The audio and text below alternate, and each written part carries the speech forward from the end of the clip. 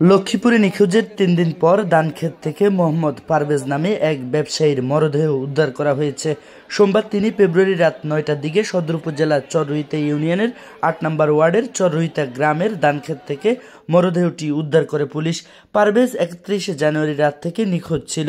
নিহত পারভেজ একই উপজেলার শাকচর ইউনিয়নের ২ নম্বর ওয়ার্ডের মৃত আবদুল্লাহ খোকনের ছেলে। তিনি পেশায় দধি ব্যবসায়ী ছিলেন।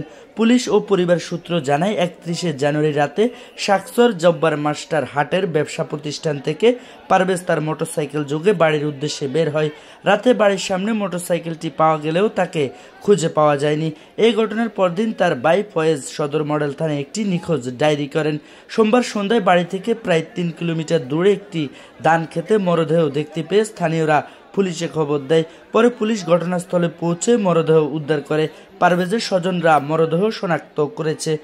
৩৫ তারিখে আনুমানিক রাত ১১টার দিকে তার বাড়ি থেকে হচ্ছে তার ছোট বেবির জামা কাপড় নিয়ে তার শ্বশুর বাড়িতে যায়। আর ওনার শ্বশুর হচ্ছে যে ইউপি সদস্য। তো ১১টা বাজে যখন ওখানে যায়, ওখানে যাওয়ার পরে মেয়ের জামা কাপড়গুলো দিয়া ওখান থেকে যখন চলে আসবে তখন ওনার শ্বশুর বলছে যে থেকে যাও, বলছে যে না থাকবো না, আমার কাজ আছে। তো আর জোরাজুরি করে না, চলে আসে। চলে আসার পরে আনুমানিক রাত 11:30 থেকে 12টার দিকে ওয়ার্ড গ্রাম পুলিশ আর কি, যেটাকে বলে চৌকিদার দেখেছে যে তার বাড়ির সামনে সে ফোনে কথা বলছে। তারপরে আর কেউ দেখতে পায়নি। আচ্ছা, সে কোনো দল করতো কিনা বা কোনো ইয়ের সাথে জড়িত কিনা? ওনাকে আমি আজ অবধি কখনো রাজনীতির সাথে জড়াতে দেখি নাই বা রাজনীতির কোনো প্রোগ্রামে যেতেও দেখি নাই। ভাই আমি এখানে আসছি, আমরা এশা নামাজ পরে বাইরে এসেছি। বাইরে হওয়ার পরে এখানে চৌকিদার আমাদেরকে কল দেওয়া হয়েছে।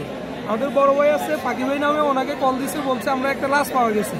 আমরা এখানে আসার পরে দেখতেছি এই ভাই ছিল, আসার পরে দেখতেছি এখানে ইউনিয়ন ওয়ার্ড মেম্বার ছিল। আর এটা ৮ নং ওয়ার্ডের মেম্বার ছিল।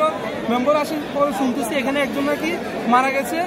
তার নাম সবাই বলতেছে, লোকমুখে বলতেছে পারভেজ, শাকচরের বাড়ি, আজকে ৩-৪ দিন নিখোঁজ।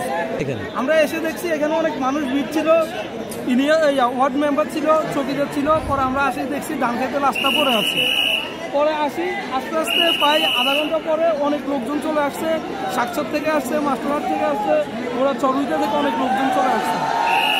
এ বিষয়ে লক্ষ্মীপুর সদর মডেল থানার ভারপ্রাপ্ত কর্মকর্তা ওসি আব্দুল মুন্নাফ বলেন, নিখোঁজ যুবকের মরদেহ উদ্ধার করা হয়েছে।